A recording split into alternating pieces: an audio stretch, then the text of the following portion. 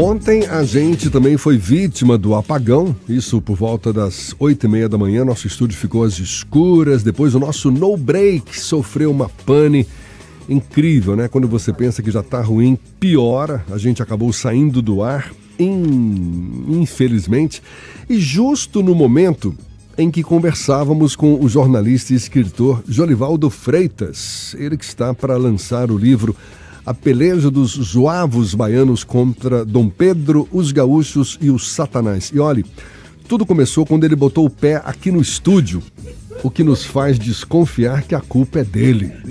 É dele. Ele entrou, aí apagou a luz, mas a mesa estava funcionando, o transmissor também. Aí a gente começou a entrevista no escuro mesmo.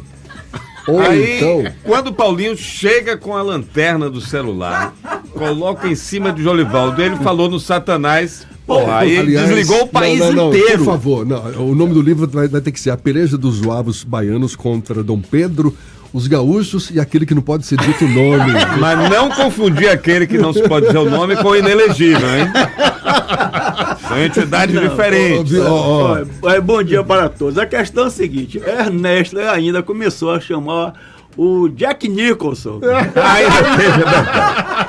Ele entrou aqui com a cara de iluminado. Rapaz. Aí o Satanás se irritou. Não é assim, chamaram o nome. Depois, aí fizeram uma foto da gente aqui no escuro, que ficou parecendo que tava todo mundo no inferno. Publica. Tudo vermelho, rapaz. Foi todo mundo de vermelho aqui. Ou seja, a presença do iluminado. Que nada, olha, uma aí, honra. Antes de vir pra cá, ele passou lá em São Lázaro, seguiu nossa recomendação, né, cumpriu os rituais, se purificou. Estou cheio de escapulário. Pronto. Ontem Aí ele tava com uma camisa preta, até a gente aí ele veio hoje de camisa de listrado, presidiário. E passei também na igreja e fiz uma oração para São No Break. Estamos precisando, viu? Meu amigo, seja um prazer aqui receber você de novo. Prazer é meu. E que bom, né? Agora podemos conversar, por favor, sem apagão, pelo amor de Deus. A gente leva um bocado de anos sem se ver, depois vem 2 dias seguidos. Mas já tá demais. Me fale, eu lembro que a gente falava desses zuavos baianos, a expressão zuavo vem do exército francês. Tinha uma infantaria lá. Os zuavos são argelinos. Argelinos que serviram no século XIX ao exército francês na África, que na França até hoje, como honraria, tem uma divisão de zuavos. E o que hoje? Até hoje eles têm, porque é uma questão de homenagem, só uma homenagem mesmo aos zuavos. Porque os zuavos baianos, justamente, é uma apropriação, que foi um negro que lutou na Guerra da Independência da Bahia, que é o Quirino do Espírito Santo. Ele teve essa ideia quando Dom Pedro criou os voluntários da pátria, né? Voluntário da pátria, que é aquele negócio que eram voluntários, mas eram voluntários meio na tora, sabe? Meio na tora. E voluntários, vírgula. Voluntários, vírgula. Mas, como tudo, né? No Brasil, quem tinha condições econômicas dava um jeito de driblar. E lutaram na Guerra do Paraguai. Era um batalhão com 630 e algumas coisas assim, baianos. E ele se vestiu, uma característica dele é que se vestiu como zuavo, né? O uniforme era muito bonito, um uniforme que se destacava. Eu tenho que admitir a minha ignorância, eu não tinha ouvido falar dessa expressão ainda. E é uma história que pouco se sabe do Brasil, na verdade? Você vê que você não se tocava dessa questão do zuavo, né? Não. Eu estava fazendo uma pesquisa para escrever os 2 livros, né? Fazer até um hiato, que é o Histórias da Bahia, Jeito Baiano e o Baianidade. Isso em 2014, 2013. Aliás, são 2 livros que eu nunca registrei, mas que são os livros que mais venderam na história da Bahia. Eu sou testemunha disso. Eu vou contar depois esse boquiroto. Que esses 2 livros já venderam para mais de 150 mil exemplares, de autor baiano e editora baiana. E praticamente para a Bahia, né? Então, tá. É um best-seller genuinamente baiano. E eu estava fazendo pesquisa para esses livros. E quando eu cheguei lá na Biblioteca Central, no Departamento de Estudos da Cultura Baiana, tinha uma frase e os zuavos voltaram sem nada da Guerra do Paraguai. Eu digo, os zuavos? Achei bonito o nome zuavos. Eu digo, rapaz, isso dá. Eu vou colocar o nome zuavos em alguma coisa que, se eu tiver um gato, vou botar zuavos, esse nome de gato, bonito assim. Aí ficou na minha cabeça, digo, mas rapaz, esse zuavo baiano, aí eu digo, vou ver o que zuavo, vou ficar ficando na minha cabeça. Aí eu comecei a pesquisar, foi difícil achar coisas dos zuavos baianos. De uma trabalheira. Mas então, de fato, é pouco conhecido. Aí eu comecei a falar com as pessoas. Sabiam sobre quais os zuavos baianos. Ninguém sabia que eram zuavos baianos. Ninguém, mas absolutamente ninguém. Eu comecei a pesquisar e quando eu fui pesquisar, eu digo, rapaz, isso aqui dá uma retomada histórica para esse batalhão de negros. E aí eu tinha um outro assunto que se encaixava legal, porque eu conheci uma autoridade, né, uma autoridade afrodescendente, e que era filho de um médico, que ele era... O médico tinha... Isso está no livro, inclusive, como personagem. Ele tinha dupla função na vida. Ele no hospital curava os doentes e na clínica dele fazia anjinhos. E fazia anjinhos. Anjinhos. Ou seja, ele fazia abortos. Era aborteiro, né? E esse cara me falou, contou a história dele, e eu disse, pô, isso dá uma história legal. E ele me falou que depois ele soube da origem dele, qual era, porque o pai, ele era filho adotivo, na verdade, e que tinha enfrentado um problema e que ele tinha uns parentes que lutaram, que ele sabia que eram negros que lutaram na Guerra da Independência. Aí eu fui juntando a coisa e de repente o livro apareceu na cabeça. Agora, você escreveu um romance e ao mesmo tempo pesquisou, resgatou um pouco da história dos zuavos baianos. Ou seja, tem muito de fato da história dos zuavos, mas num contexto de ficção. É ficção e realidade. Uhum. E tem realidade que é aí dentro de pesquisa que parece que é ficção.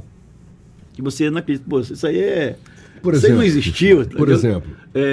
Um exemplo. O livro foi escrito há muitos anos atrás, né?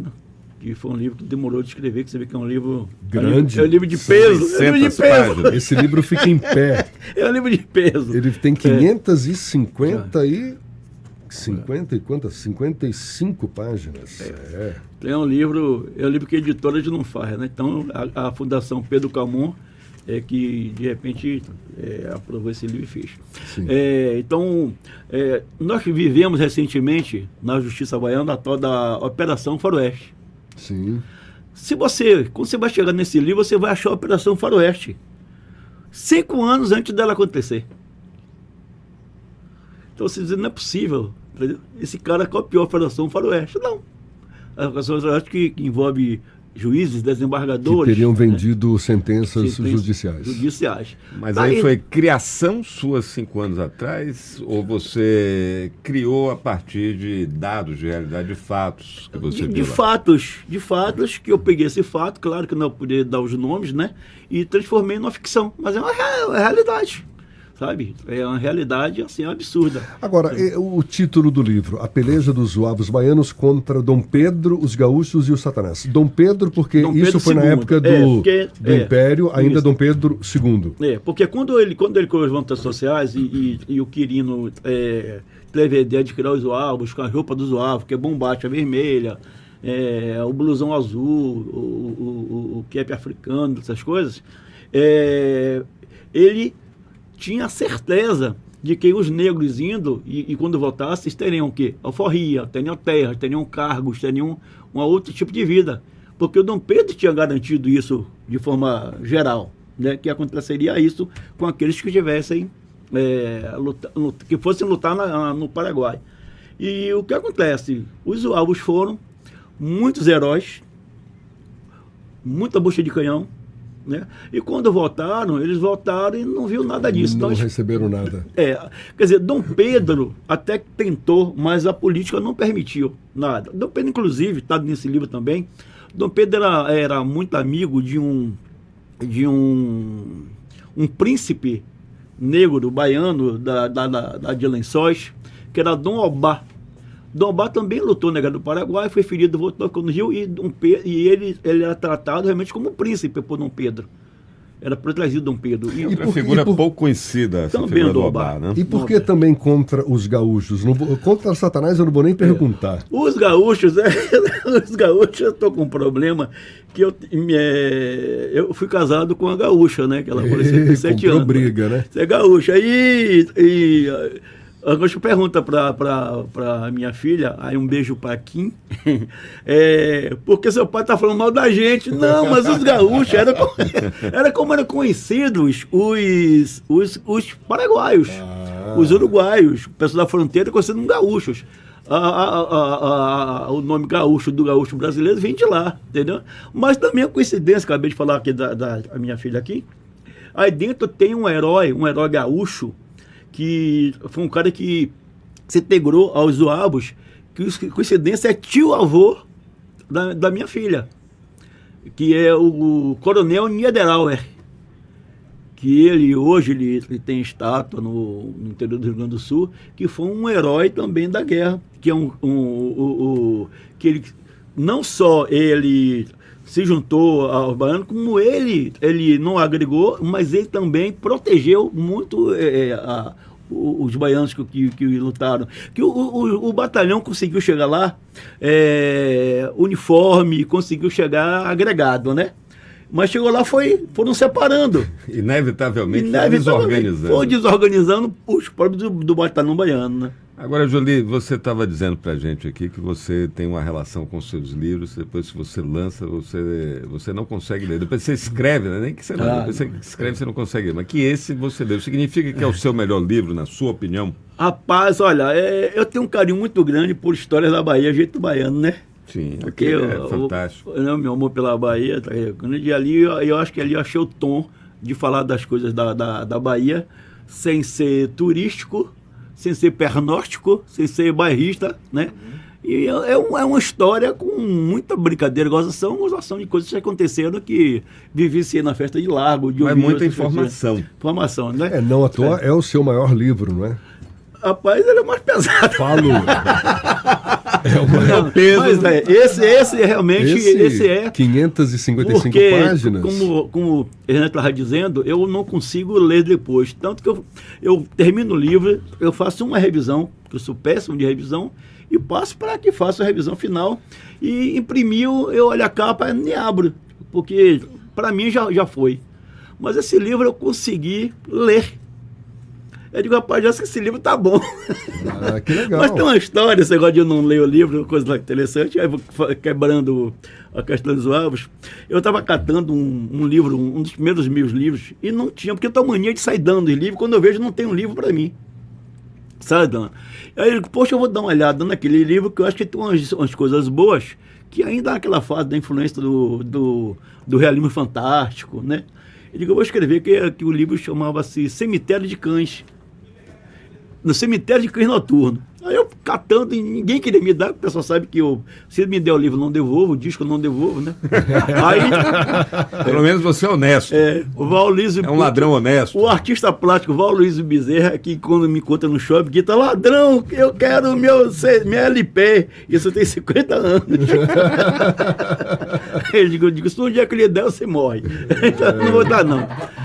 Aí eu catando esse livro, né, o Cemitério de Cães Noturno, o amigo disse, rapaz, olha, eu não vou lhe dar não, mas eu vi que tem um sebo na internet. Eu digo, fui catar no sebo. Passar uma semana eu encontro, ele comprou o livro, eu digo, não. Por quê? Rapaz, o livro, 250 paus, isso aí eu compro o autor melhor. E deixa eu falar, o livro vai ser lançado agora, dia 24 de agosto, vai ser lá na sede da ABI. O senhor Ernesto Marques certamente fará as honras, devidas honras no dia. não é? E como parte da comemoração dos 93 anos de fundação. Que é amanhã, né? Aí. Começa amanhã. Começa amanhã lá. Uma programação que vai até 16 de setembro. E o que é que mesmo que vai ter nesse lançamento? Diga aí pro povo aí, pro saber. Brioches e o que mais? Brioche, café e brioche. Não me olha assim, não. Negócio de brioche, lançamento de livro de Jolivaldo, fala sério. Não vai ter, não. Vai ter bolacha de goma. E que suco. E olhe lá. Suco de morango, rapaz. Porque com suco de morango, você sabe que você bota água, ele resiste, né? Aumenta, é o milagre do que suco. Foi Jesus que inventou. Não vamos falar de Jesus. Olha. Você sabe Outro apagão, não. Mas você sabe que eu tô me sentindo diferente aqui hoje? Que isso aqui não tá preto. É muita luz, rapaz. Tá muito iluminado. Ontem o homem botou o pé no estúdio e apagou a luz. Eu falei, não é possível. Mas voltando aos ovos... Já tinha tropeçado ali no... Já tinha batido o chifre ali. Mas não foi eu só que tropeçou, não, viu? Teve alguém que também saiu batendo na canela aí no... Laís levou... Laís atropelando a cadeira do escuro. Pelo menos o papo correu tudo bem hoje, não é? Sem conseguimos percalços. terminar a entrevista, vamos terminar o programa. Jolivaldo vai deixar tudo ligado aqui. Nos presenteou aqui com um exemplar do livro que está com uma capa belíssima, a peleja dos Zuavos baianos contra Dom Pedro, os gaúchos e o Satanás. Jolivaldo, prazeraço reencontrá-lo agora com essa energia boa e sucesso aí, viu, meu amigo? Obrigado, muito sucesso. Obrigado a vocês, obrigado a é um cara para a gente tirar o chapéu, admiro muito sua trajetória como jornalista, como escritor. São quantos livros já? 17. É o único escritor baiano que conseguiu ficar rico com direitos autorais. 17 livros, olha só. Jolivaldo é um fenômeno. Eu testemunhei, eu já vi saindo da livraria com aquela mochilinha dele de rodinha preta, cheia de dinheiro. Ele chegou, entregou os livros, saiu com a mochila cheia de dinheiro autoral. E eu fotografei, publiquei de vez em quando no Facebook, me lembro. Olha, o Jolivaldo começa a escrever velhos, besta. Nada, era jornal pra botar no cocô do cachorro. Agora, Ernesto, Jefferson, mas eu espero que esse livro desperte nos intelectuais, historiadores, pesquisadores, um sentimento de buscar a história dos Zuavos, colocar os Zuavos. Claro que não vai se exigir que os Zuavos estejam naquele panteão da independência da Bahia, porque foi anos na frente. Sim. Mas sempre se encaixa. E as histórias são conectadas, né? Encaixou a Maria Filipa, encaixou os Encurados, né? Sempre dá um jeito, sempre tem alguma coisa de você fazer uma homenagem que não seja dentro do contexto histórico da independência da Bahia. Porque até chegar o 2 de julho, muitas revoltas rolaram aqui nessa terra, muito sangue correu, e como você falou, está tudo interligado. Está tudo ligado. Mais uma história para ser resgatada e esse livro dá esse pontapé. Jolivaldo, olha, mais uma vez, muito obrigado, um prazeraço, sucesso para você e volte mais. Obrigado, queridos, muito obrigado, foi muito Agora, bom se não for ao lançamento, você manda tomar os livros, viu, Todos. Valeu, querido, um abraço. O bando passou o Pix. Ou isso. Abraço. 10 para as 9 da tarde.